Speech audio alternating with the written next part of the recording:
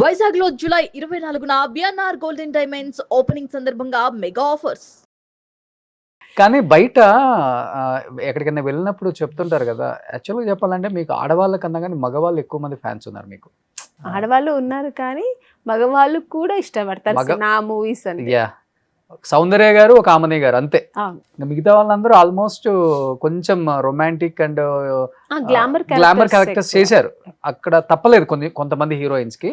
But మీకు ఆ ముద్రే పడలేదు. ఏదన్నా చిన్న చిన్న 1-2 రోల్స్ చేసినా గానీ స్టార్టింగ్ చేశాను నేను. అవును. తర్వాత అన్ని మంచి మూవీస్. మంచి మూవీసే. ఏమనిపిస్తుంటది సావిత్రి గారు, సౌందర్య గారు, ఆమని గారు అన్నట్లు నేను ఫస్ట్ ఏది చెప్పానో అదే నడుస్తుంది కాబట్టి బయట ఫీల్ ఎలా ఉంటుంది అసలుకి? చాలా గర్వంగా ఉంటుందండి. ఎందుకంటే ఇంత స్థాయికి వస్తామని అనుకోలేదు. సినిమాలు చేయాలి, మంచి పేరు తెచ్చుకోవాలి, హీరోయిన్ చేయాలని వచ్చాను. కానీ ఒక సావిత్రి గారు, జయసుధ గారు, సౌందర్య గారు ఇట్లా స్టెప్ బై స్టెప్ నా పేరు వచ్చినప్పుడు, సో ఆ కేటగిరీలో నేను ఉన్నాను అన్నప్పుడు నాకు చాలా గర్వంగా ఉంది, చాలా సంతోషంగా కూడా ఉంది. ఆల్మోస్ట్ 36 ఇయర్స్ అయిపోయింది ఇండస్ట్రీకి వచ్చి. 36 లేదు, 92లో వచ్చా. 92, so close to 34 years. So almost 50-60 మూవీస్లో యాజ్ ఎ హీరోయిన్. తర్వాత అమ్మ పాత్రలు అంటే ఒదిగిపోతున్నారు, మళ్ళీ కొంచెం గ్యాప్ తీసుకుంటున్నారు. అంటే బికాజ్ అంటే తల్లి క్యారెక్టర్లు చేయటం ఇష్టం లేకపోతే ఎందుకు అదే కంటిన్యూ అవుతుంది? ఇష్టం లేదు అయినా చేస్తున్నా. అది ఓపెన్ గా చెప్తాను. ఎందుకంటే హీరోయిన్ గా రావాలని ఒక కసితో కక్షతో వచ్చాను, హీరోయిన్ అయ్యాను.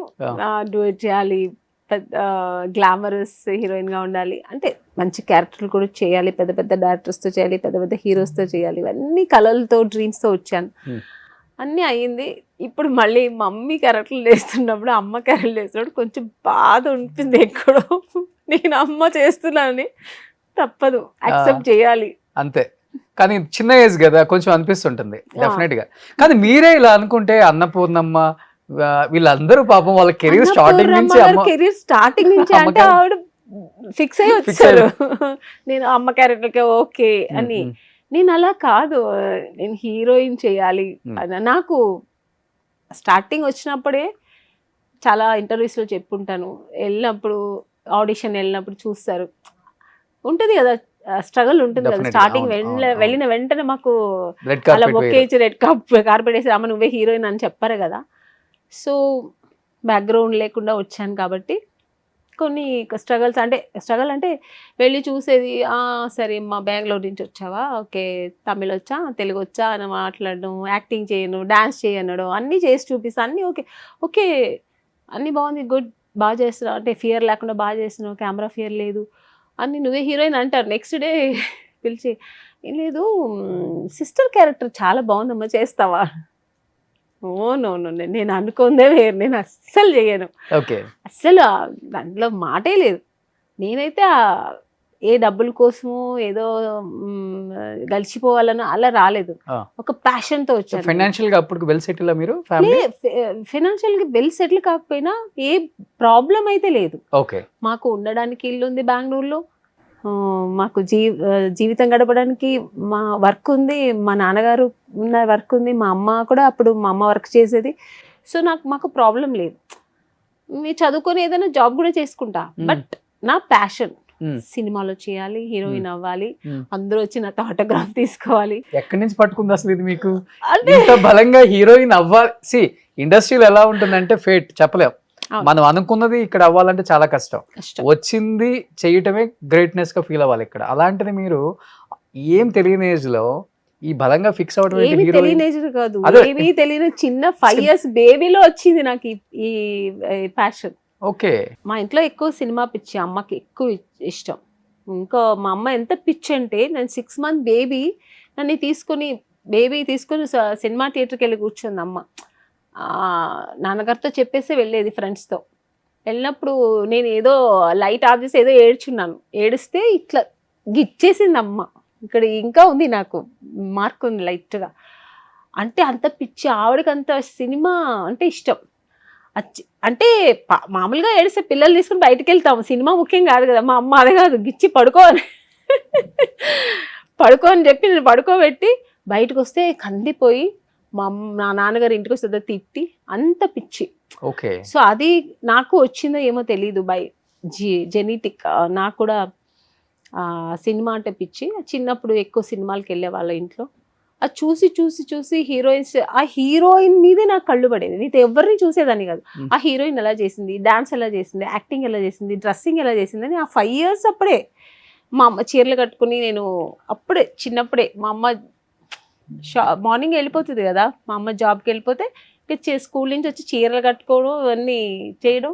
ఆ ఏజ్లో ఏం తెలుసా, అది అప్పుడే నాకు అవన్నీ వచ్చేసాయి. చీర కట్టుకొని ఇలా డూయట్ పాడడం, పిచ్చి పిచ్చిగా చేయడం, మంచం దగ్గర నుంచి దూకడం. అంటే నాకు చెట్టు నుంచి దూకినట్టు నేను ఫీల్ అయ్యేదాన్ని. హీరోయిన్ దూకుతుంది కదా అలాగా. ఏ సినిమాలో ఫీల్ అయ్యేదాన్ని. అద్దం ముందు కూర్చొని నేనే యాక్ట్ చేసేదాన్ని.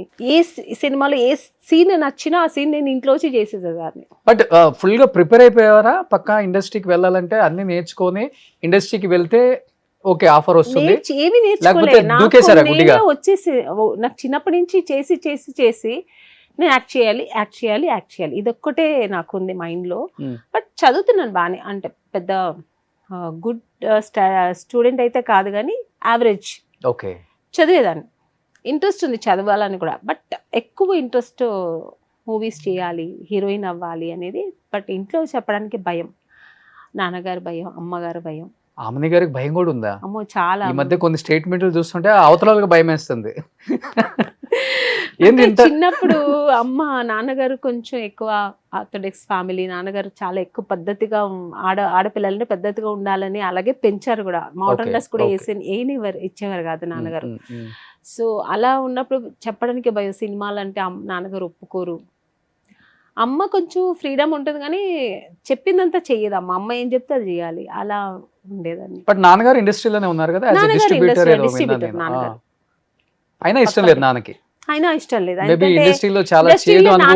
మొత్తం చూసారు, మొత్తం తెలుసు నాన్నగారికి. అది నాన్నగారు నాతో ఓపెన్ గా చెప్పలేక కూర్చొని ఒకసారి రోజు పిలిచి కూర్చొని నాన్నగారిని కూర్చోబెట్టుకొని చెప్పారు, వద్దు నాన్న, నీకు అస్సలు సెట్ అవ్వదు, నువ్వు ఇంకో చాలా ఫ్రీడమ్గా ఉండవు, ఎక్కువ ఫ్రీగా ఉండవు, చాలా డిజర్వ్డ్గా ఉంటావు, ఎవరితో మాట్లాడవు, నీకు అనుకుంటే నాన్నగారికి నాలో ఉన్న ఫైర్ తెలీదు. నేను ఎప్పుడు ఇలా యాక్ట్ చేస్తాను అవన్నీ తెలీదు. ఇప్పుడు ఎప్పుడు సైలెంట్గా ఉంటుంది కదా, ఈ అమ్మాయి ఎలా పోయి యాక్ట్ చేస్తున్నా అది ఒక్కటి. ఇంకొకటి ఎక్కువ మందితో కలవను, అంత ఈజీగా నేను కనెక్ట్ అవ్వను. నచ్చితేనే కొన్ని రోజులు అయిన తర్వాత నేను మనుషులతో కలుస్తా. సో ఇదంతా నాన్నగారికి తెలుసు. ఈ అమ్మాయి ఎలా అసలు ఈ సినిమా ఇండస్ట్రీకి అస్సలు మ్యాచ్ అవ్వదు కదా అని పిలిచి చెప్పారు. నాలో ఉన్న ఫైర్ నాకు తెలుసు, ఒక పెద్ద హిమాలయ పర్వతం అంత పెట్టుకున్నాను. నేను ఎలా చెప్పాలి తెలీదు. లేదు నాన్న నేను చేస్తాను, నేను పర్వాలేదు, నేను అవుతాను, నాకు తెలుసు, నేను చేసుకుంటాను, నువ్వు మాత్రం ఓకే చెప్పు అన్నట్టుగా నాన్నగారితో ఆ గ్రీన్ సిగ్నల్ తీసుకోవడానికి కొన్ని రోజులు పట్టింది. ఈ అమ్మాయి అయినా ఇప్పుడు చెప్పిన మాటలు విన్న తర్వాత జంబలగడ పంప చేసింది, మా అమ్మాయి అయినా శుభలగ్నం చేసింది, మా అమ్మాయి అయినా నాన్నగారు లేదు. నాన్నగారు నా ఫస్ట్ మూవీ జంబలక్కడి పంబ నేను ఆడిషన్కి వెళ్ళక ముందే నాన్నగారు పోయారు. అది నా దురాదృష్టం. కానీ అప్పటికి తమిళ్లో మీరు తమిళ్లో చూసా, తమిళ్లో చేస్తున్నాను. అప్పుడు రిలీజ్ అవ్వలేదు మూవీ, చేస్తున్నాను హీరోయిన్ గా. ఆ పిక్చర్స్ అన్ని మనం వస్తాయి కదా మన మ్యాగజైన్స్ లో, అవన్నీ నేను మా నాన్నగారు చూసారు అక్కడ. అప్పుడు నాన్నగారు కొంచెం సిక్ లో ఉన్నారు, బెంగళూరులో ఉన్నప్పుడు చూసి అప్పుడు నాన్నగారికి చాలా ఇదైంది. లేదు ఈ అమ్మాయి చేస్తుంది, చాలా ఏదో పెద్ద ఒక ఇది పెట్టుకుంది, ఒక అంబిషన్ పెట్టుకుంది, నిజంగా అవుతుంది అని చెప్పి నాకు నాన్నగారు ఫోన్ చేసి చెప్పారు. లేదు నీకుంది, నేను కూడా ఏమో అనుకున్నాను, నువ్వు పెద్ద హీరోయిన్ అవుతావు అని చెప్పడమే లాస్ట్ నేను వినడం. నాన్నగారు పోయారు సడన్ గా. కానీ నాన్నగారు పోయిన సంగతి మీకు కూడా తెలియదు. షూట్ లో ఉన్నాను, అది తమిళ్ మూవీ షూట్ లో ఉన్నా, ఎక్కడో ఒక విలేజ్ దగ్గర. అప్పుడు మనకి ఈ సెల్ ఫోన్స్ అని లేదు కదా అప్పుడు. హోటల్కి చెప్పారు, ఎవరో ఫోన్ చేసి చెప్పినట్టున్నారు, మా అన్నయ్య ఎవరో బెంగళూరు నుంచి, మా బ్రదరు. నాకు ప్రొడ్యూసర్స్ నాకు చెప్పలే, ఎందుకంటే క్లైమాక్స్ అది, అందరూ ఆల్ ఆర్టిస్ట్ కాంబినేషన్ చెప్తే అమ్మ ఈరోజు వెళ్ళిపోతుందని. నాన్నగారికి ఏదో కొంచెం ఒంట్లో బాగాలేదంటమ్మా, ఆల్రెడీ సిక్లో ఉన్నారు కదా, నేను అదే అనుకున్నా. బట్ ఎక్కడో నా సబ్ కాన్షియస్ చెప్తుంది ఏమో జరుగుతుంది, ఏదో ఉంది నాన్నగారికి, ఏదో సంథింగ్ అయింది అనిపిస్తుంది, కానీ వాళ్ళు ఏం పెద్ద సీరియస్ చెప్పలేదు కదా సార్, ఓకే అని నేను ఇంకా యాక్టింగ్ దీంట్లో ఆ రోజంతా అయిపోయింది. నెక్స్ట్ డే ఫ్లైట్ బుక్ చేసి పంపించారు. మీరు వెళ్ళేలోపు నాన్నగారు అంతే ఏమి లే, అంతా అయిపోయింది. నాన్నగారు ఫేస్ కూడా చూడలేదు, ఎందుకంటే 2 days వరకు పెట్టుకోరు కదా, చూసి ఇంకా లైఫ్ లో ఇప్పటికి తలుచుకుంటే చాలా బాధ కదా. చాలా అసలు ఎన్నో ఇంటర్వ్యూస్ లో ఏడ్చున్నాను. ఇంకా ఏడో అమెరికా నుంచి బాబో కూతురు వస్తుందంటేనే 2-3 days ఉంచుతారు. అలాంటిది మీరు అంటే వాళ్ళకి ఏమైందంటే కమ్యూనికేషన్ లేకుండా నేను ఇంకా రాను అనుకున్నారు. యాక్చువల్లీ నేను ఫోన్ చేసి వస్తున్నాను అని చెప్పుంటేనే ఉంచేవారేమో.